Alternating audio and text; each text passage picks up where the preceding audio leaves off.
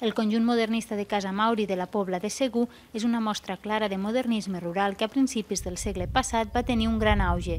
Es tracta d'un conjunt modernista d'edificis civils que va construir una família burgesa de l'època i que actualment és de propietat municipal. El conjunt Casa Mauri el va construir el Ramon Mauri Arnalot.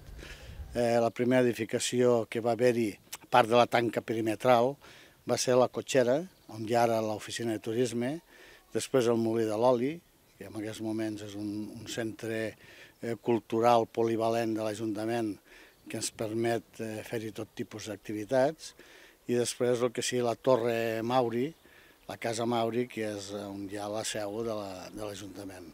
Aquest conjunt, a part de les seves funcions municipals, s'ha convertit en un gran atractiu turístic del poble, ja que els mosaics de Lluís Bru, l'escultura de Josep Llimona i els grans jardins tan típics de l'època són visita obligada per a tots aquells turistes que passen per la Pobla. El conjunt Casa Mauri és un dels atractius que també estan inclosos dins del projecte Tren dels Llacs. A banda, evidentment, d'unes altres ofertes culturals i turístiques i econòmiques que pugui tenir la Pobla.